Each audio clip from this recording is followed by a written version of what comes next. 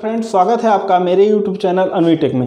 हम लोगों ने बच्चों पिछले टॉपिक में देखा था या पिछले वीडियो में हम लोगों ने देखा था क्या कि मैकेनिक्स क्या होता है, फोर्स क्या होता है, फोर्स का इफेक्ट क्या होता है, फिजिकल बॉडी क्या होती है, इन सब चीज़ों को पढ़ लिया था। कुछ परिभाषाएं भी हो गई इसी जैसे डिस्प्लेसमेंट हो गया था, डिस्टेंस हो गया था। इसको ग्राफ के ऊपर हम लोगों ने समझ भी लिया था। इस वीडियो में हम लोग आगे चलेंगे अगली टॉपिक की तरफ अपने, जिसमें हम लोग कवर करेंगे क्या मैटर क्या होता है, यूनिवर्स वेट क्या होता है, मास क्या होता है, क्वांटिटी क्या होती है। इसके बाद पढ़ेंगे बच्चों हम लोग क्या वेलोसिटी पढ़ेंगे, एवरेज वेलोसिटी पढ़ेंगे, स्पीड पढ़ेंगे, एवरेज स्पीड पढ़ेंगे, एक्सेलरेशन पढ़ेंगे, रिटार्डेशन पढ़ेंगे, जर्क पढ़ेंगे। इन तमाम चीज़ों को हम लोग क्या करेंगे, पढ़ेंगे। आइए बच्चों हम लोग पढ़ते हैं। अब जल्द समय का वेस्टेज न करते हुए टॉपिक की तरफ बढ़ते हैं। और जिन बच्चों ने अभी तक मेरा चैनल सब्सक्राइब नहीं किया, सब्सक्राइब कर लें। आइए बच्चों देखते हैं क्या कि यूनिवर्स, देखिए ब्रह्मांड जो है बच्चों हमारा दो चीज़ों से मिलकर बना है। कितनी चीज़ों से मिलकर बना है? दो चीज़ों से। कौन कौन चीज़ें? मैटर और एनर्जी। मैटर और एनर्जी से मिलकर हमारा ब्रह्मांड बना है। और इस मैटर में दो चीज़ें निहित होती हैं। क्या क्या? या तो इस मैटर में दो चीज़ें निहित होती हैं। पहली चीज़ क्या होती है कि इसमें इसका कुछ मान होता है, यानी इसमें मास होता है। और दूसरी चीज़ कि यह स्थान घेरता है, यानी इसमें आयतन होता है। यानी कि जो मैटर है हमारा, इसमें मास और वॉल्यूम दोनों चीज़ें क्या होती हैं, इंक्लूड होती हैं। और दूसरी चीज़ क्या होती है? एनर्जी। एनर्जी होती क्या है बच्चों? किसी व्यक्ति के कार्य करने की क्षमता या किसी वस्तु के कार्य करने की क्षमता। व्यक्ति ही क्यों, वस्तु भी। किसी व्यक्ति या वस्तु के काम करने की क्षमता ही क्या कहलाती है? ऊर्जा कहलाती है। तो बच्चों आइए चलते हैं हम सबसे पहले मास की तरफ कि मास क्या होता है।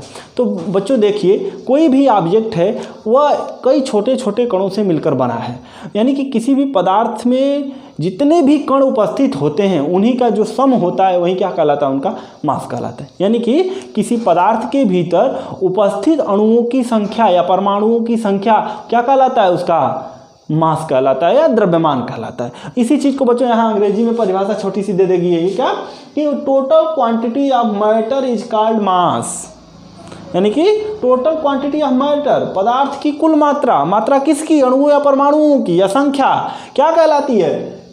द्रव्यमान कहलाती है। इसके बाद बच्चों वेट की तरफ बढ़ते हैं हम लोग कि वेट क्या होता है, भार क्या होता है।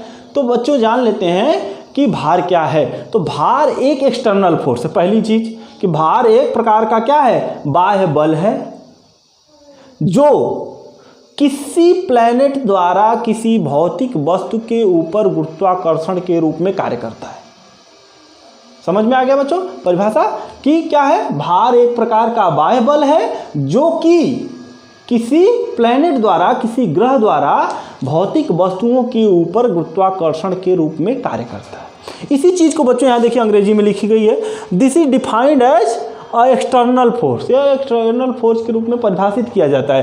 अथवा gravitational force applied by that planet on physical object, यानी भौतिक वस्तु के ऊपर इस प्लैनेट द्वारा अप्लाई किया गया क्या? गुरुत्वाकर्षण बल ही क्या कहलाता? हमारा भार कहलाता है।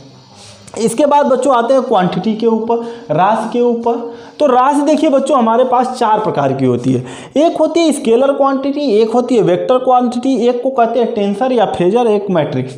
मैकेनिक्स में हम इन्हीं क्वांटिटी को अध्ययन करने हैं। वैसे अलग भी जाते हैं, आप लोग पढ़ते हैं फिजिक्स जब पढ़ेंगे तो आप क्या पढ़ते हैं? फंडामेंटल क्वांटिटी पढ़ते हैं, डिराइव क्वांटिटी पढ़ते हैं, ये सब चीज़ें पढ़ने लगते हैं। यहाँ अधिस सदिश भी पढ़ते हैं। लेकिन यहाँ पर हम मैकेनिक्स में इन चार चीज़ों का अध्ययन करेंगे, scalar quantity, vector quantity, tensor या फेजर या मैट्रिक्स। अब ये सब चीज़ें क्या है? दो चीज़ें तो आपके सामने पुरानी दिख रही है, और लेकिन ये दो चीज़ें आपके सामने नई दिख रही हैं। तो बच्चों जितनी भी क्वांटिटी होती हैं साइंस में, जितनी भी क्वांटिटी होती हैं इनको साइंटिफिक नाम दिया गया है क्या? सारी क्वांटिटी को, या जितनी भी क्वांटिटी ये चारों हैं या इनके अलावा और भी जितनी क्वांटिटी हैं सबको हमने एक नाम दिया, यूनिक नाम दिया गया है। सबको एक नाम के अंतर्गत रखा गया है जिसका नाम ही है टेंसर। जिसका नाम क्या है? टेंसर। और यह टेंसर nth ऑर्डर में होता है। क्या होता है? nth ऑर्डर में होता है। n जहां पर क्या है? 0 1 2 3 ऐट मतलब कि जो सारी क्वांटिटी होती हैं इनको nth ऑर्डर टेंसर बोला जाता है। और जहाँ पर n क्या है, एक संख्या है 0 1 2 3 के रूप में इस तरह से आगे है हमारा। तो आइए बच्चों इस संख्या के आधार पर इस क्वांटिटी को देखते हैं। तो बच्चों आप लोग जब परिभाषा बताते हैं क्वांटिटी की तो उसमें बताते हैं कि परिमाण है, दिशा है, तमाम चीज़ें हैं ना। तो आइए इस परिमाण और दिशा के आधार पर भी हम देखते हैं कि कहाँ पर कौन सी क्वांटिटी या कौन सा टेंसर क्वांटिटी आती है। तो बच्चों देखिए, आइए हम आपको बता देते हैं क्या, आप लोग पढ़ते समय ध्यान देते हैं हमेशा क्या कि मैग्नीट्यूड की बात करते हैं, मैग्नीट्यूड की बात करते हैं। तो इस मैग्नीट्यूड में भी बच्चों दो बातें आती हैं, परिमाण में भी दो बातें आती हैं। ये जो आपका परिमाण है इसमें दो बातें निहित होती हैं। क्या क्या? एक होती है न्यूमेरिकल वैल्यू। क्या होती है? न्यूमेरिकल वैल्यू यानी आंकिक मान, आंकिक मान। और दूसरा होता है यूनिट, मात्रक। फिर क्या बात करते हैं आप लोग परिभाषा के लिए? डायरेक्शन की बात करते हैं, डायरेक्शन की बात करते हैं। इसके बाद यही डायरेक्शन के बाद हम लोग देखते हैं कि यह कौन सी क्वांटिटी बनेगी या फिजिकल क्वांटिटी,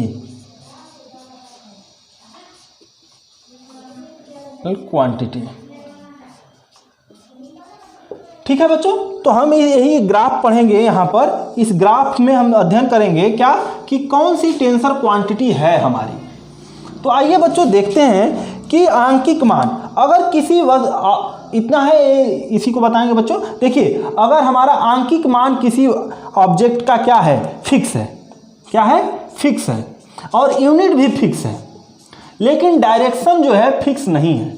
क्या है? डायरेक्शन फिक्स नहीं है। तो यह कहलाता है जीरोथ ऑर्डर टेंसर। क्या कहलाता है?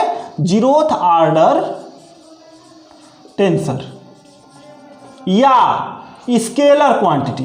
क्या कहलाता है? Scalar quantity. ठीक है बच्चों, यानी कि अगर आंकिक मान फिक्स है, यूनिट भी फिक्स है, लेकिन डायरेक्शन फिक्स नहीं है, दिशा निश्चित नहीं है, तो यह क्या कहलाता है? स्केलर क्वांटिटी या जीरोथ ऑर्डर टेंसर। और आप लोग परिभाषा भी देते हैं क्या कि वह भौतिक राशियां जिनमें क्या होता है, परिमाण तो होता है लेकिन दिशा नहीं होता। दिशा तो होता है बच्चों, सब में दिशा होता है। जब मैं डिस्प्लेसमेंट और डिस्टेंस बता रहा था तो वहाँ समझाया भी था आपको कि डिस्टेंस होता है लेकिन फिक्स डायरेक्शन नहीं होती है, निश्चित डायरेक्शन नहीं होती है। तो अगर डायरेक्शन निश्चित नहीं है या नहीं है तो क्या बनेगा? जीरोथ ऑर्डर टेंसर बनेगा। इसके बाद बच्चों देखते हैं क्या कि अगर हमारा आंकिक वैल्यू फिक्स हो, क्या हो? आंकिक वैल्यू फिक्स हो और यूनिट भी क्या हो? फिक्स हो, यूनिट भी क्या हो? फिक्स हो, और इसके साथ साथ डायरेक्शन भी फिक्स हो जाए तो क्या बनेगा? First order tensor. क्या बनेगा? First order tensor. और यह वेक्टर क्वांटिटी बन जाती है। क्या बन जाती है? वेक्टर क्वांटिटी बन जाती है, सदिश राशि बन जाती है। इसके बाद बच्चों आइए इतना स्क्रीनशॉट ले लीजिए। इसके बाद मिटा देता हूँ क्योंकि नीचे नहीं दिखेगा, इससे अगर नहीं दिखेगा तो भी प्रॉब्लम होगी। ठीक है बच्चों, तो इसको मिटा देता हूँ एक बार ऊपर ग्राफ अच्छे से बना दूंगा जल्दी जल्दी में आपको। अभी समझ लीजिए।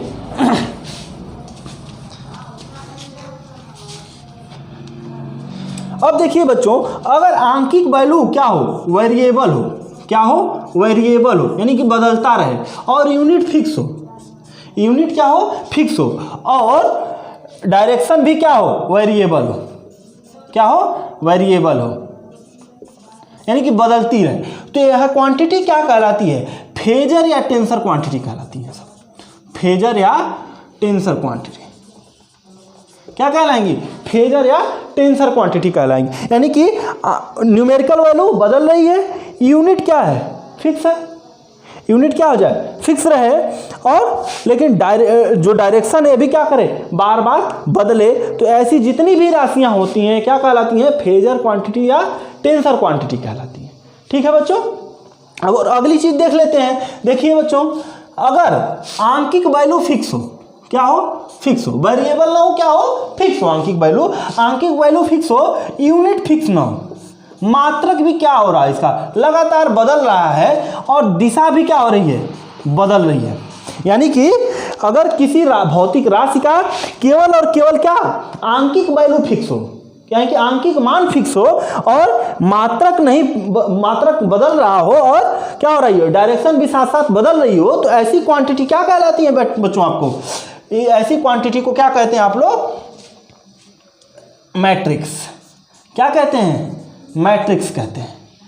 यानी कि इसमें एग्जाम्पल के रूप में अगर हम देखना चाहें तो एग्जाम्पल में देखिए बच्चों क्या आ जाएगी, जितनी भी रेशियो वैल्यू हैं, जितने भी रेशियो की यूनिट होती हैं, या आपका क्या बोलते हैं इसको, लीनियर स्ट्रेन होता है, लीनियर स्ट्रेन होता है, ये सब चीज़ें क्या आ जाती हैं, या कोई कोफिशिएंट जितने होते हैं, जितने मतलब कि कोफिशिएंट होते हैं ना आपके, जैसे कि ग्रेविटेशनल कोफिशिएंट हो गया, या फिर आपका विस्कोसिटी कोफिशिएंट हो गया, या फिर आपका जो होता है क्या बोलते हैं, जैसे प्रोपोर्शनल चिन्ह हटता है तो कोई कोफिशिएंट जो आता है, वो जितने भी कोफिशिएंट होते हैं उनका क्या होता है, वो सब के सब क्या कहलाते हैं? मैट्रिक्स के अंतर्गत आते हैं। ठीक है बच्चों, इतनी चीज़ें समझ लिए।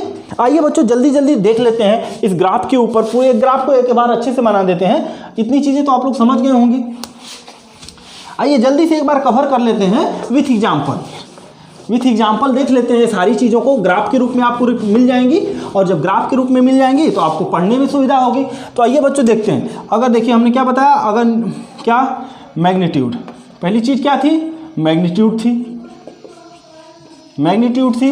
दूसरी क्या थी? डायरेक्शन थी।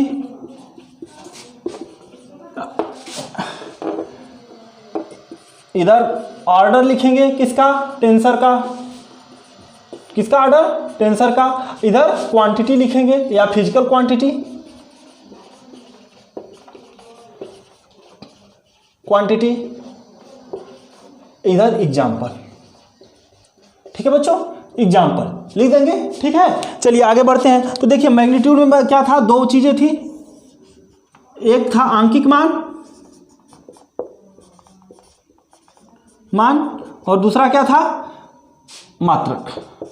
ठीक है, यही चीजें थी। देखिए बच्चों, जब क्या था हमारा, ये आंकिक मान फिक्स था, क्या था? फिक्स था। मात्रक भी फिक्स था, लेकिन जो डायरेक्शन थी हमारी फिक्स नहीं थी, फिक्स नहीं थी। तो यह क्या था? जीरो ऑर्डर टेंसर था। क्या था? जीरो ऑर्डर टेंसर था। और जो इस क्वांटिटी बनी थी वो क्या थी? स्केलर। जैसे आप लोग क्या पढ़ते हैं, कौन सी क्वांटिटी? जैसे कार्य हो गया, ऊर्जा हो गई इत्यादि, ये सब क्या है? कार्य, ऊर्जा इत्यादि, जितने भी एग्जाम्पल आपको होंगे लिख सकते हैं। क्या है ये सब? क्या है? क्वांटिटी है। कौन सी? जीरो ऑर्डर टेंसर क्वांटिटी है या स्केलर क्वांटिटी। दूसरी चीज बच्चों क्या थी कि अगर हमारा आंकिक वैल्यू फिक्स हो और यूनिट भी फिक्स हो और साथ ही साथ डायरेक्शन भी फिक्स हो, तो यह क्या कहलाती है? फर्स्ट ऑर्डर टेंसर कहलाती है। क्या कहलाती है? First order tensor. और ऐसी राशियों को कहते हैं वेक्टर क्वांटिटी, जैसे वेग, बल, त्वरण इत्यादि। ये सब क्या है? वेग, बल, त्वरण इत्यादि क्या है? सदिश राशियां हैं। और बच्चों आइए देखते हैं कि अगर आंकिक मान जो न्यूमेरिकल वैल्यू थी वेरिएबल हो, यानी बार बार बदल रहा हो, और लेकिन हमारी जो यूनिट है यह फिक्स है, और जो है कि डायरेक्शन भी क्या हो? वेरिएबल हो। डायरेक्शन क्या हो? वेरिएबल हो। तो यह कहलाती है सेकेंड ऑर्डर टेंसर। क्या कहलाती है? Second order tensor. और इसे टेंसर या फेजर के नाम से ही जाना जाता है। टेंसर या फेजर के नाम से ही जाना जाता है। और एग्जाम्पल के रूप में स्ट्रेस अथवा स्ट्रेन, आप लोगों सोम में कुछ बच्चे आगे चलेंगे, जब सोम पढ़ेंगे तो वहाँ पे टर्म आएगा स्ट्रेस, प्रतिबल और विकृति, स्ट्रेस और स्ट्रेन। ये सब क्या है? टेंसर या फेजर क्वांटिटी है। इसके बाद लास्ट है बच्चों आपका क्या, कि अगर यह फिक्स हो, क्या न्यूमेरिकल वैल्यू फिक्स हो लेकिन यूनिट फिक्स नहीं हो और साथ ही साथ डायरेक्शन भी फिक्स ना हो, तो यह क्या कहलाता है? मैट्रिक्स कहलाता है। क्या कहलाता है? Third higher order tensor. क्या कहलाता है? हायर ऑर्डर टेंसर कहलाता है। इसमें आता है क्या? मैट्रिक्स। क्या आता है बच्चों? मैट्रिक्स आता है। मैट्रिक्स यानी कि रेशियो, जितनी रेशियो में के रूप में होती हैं या जितने भी कोफिशिएंट होते हैं, जितने कोफिशिएंट होते हैं ये सब के सब क्या होते हैं? हायर ऑर्डर टेंसर होते हैं। ठीक है बच्चों, तो इतना आप लोगों ने देख लिया। आगे की वीडियो में हम लोग पढ़ेंगे क्या, एक्सीलरेशन पढ़ेंगे, वेलोसिटी पढ़ेंगे, स्पीड पढ़ेंगे, तमाम चीज़ें पढ़ेंगे। और जिन बच्चों ने अभी तक मेरा चैनल सब्सक्राइब नहीं किया है, सब्सक्राइब कर लें, लाइक और शेयर करना न भूलें। Thank you.